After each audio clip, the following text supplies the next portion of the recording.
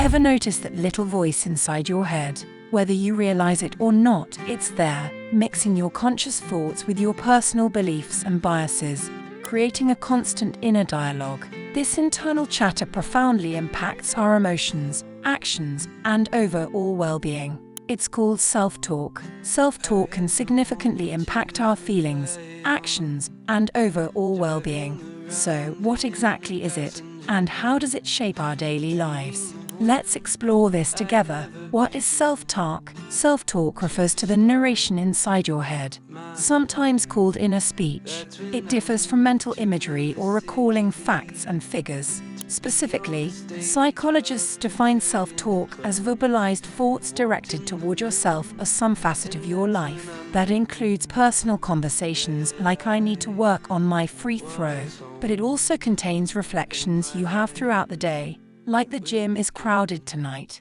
I'll come back tomorrow." Self-talk is how you talk to yourself.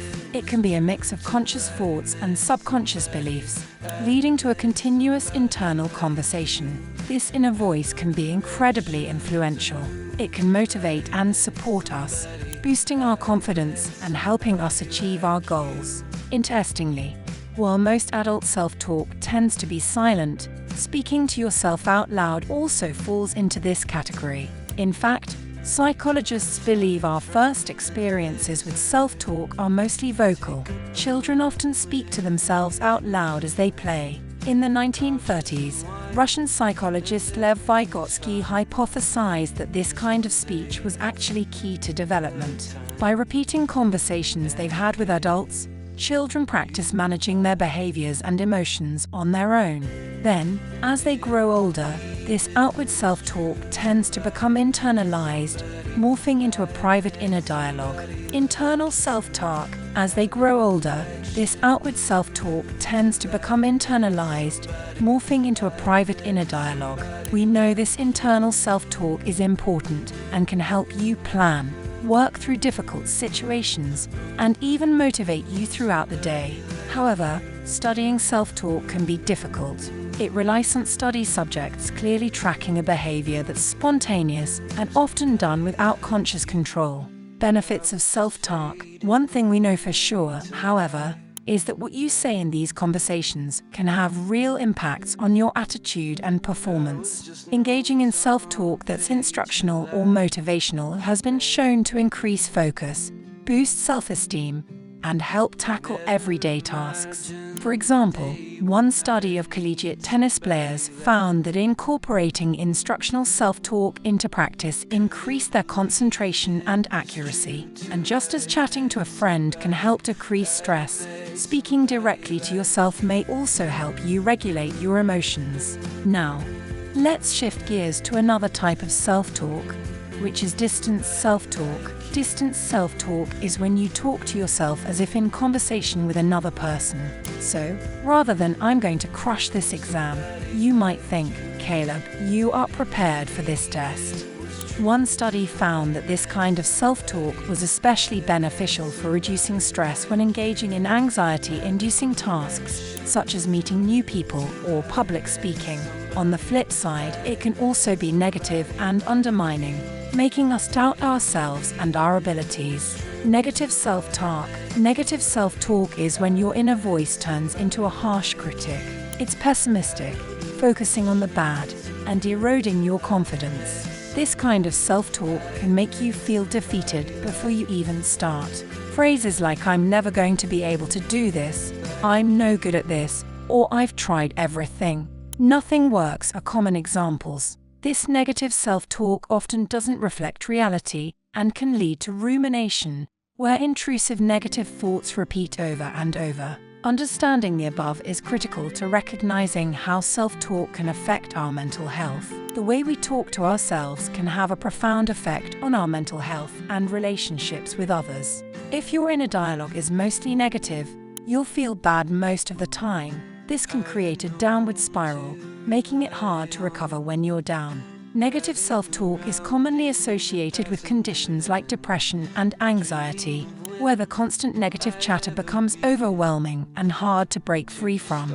Moreover, Our inner dialogue plays a critical role in our overall health. Breaking free from negative self-talk can be challenging, but it's definitely possible. Here are some tips to help you shift your inner dialogue. Be aware of what you're saying to yourself. Simply recognizing your negative thoughts is the first step. Ask yourself if you would talk to someone else the way you talk to yourself. Challenge your thoughts. Question whether your negative thoughts are actually true. Often, they're not. Consider if there's another way to look at the situation. Many worries never come to pass, and much of our negative self-talk is exaggerated. Put your thoughts into perspective. Try to see things from a different angle.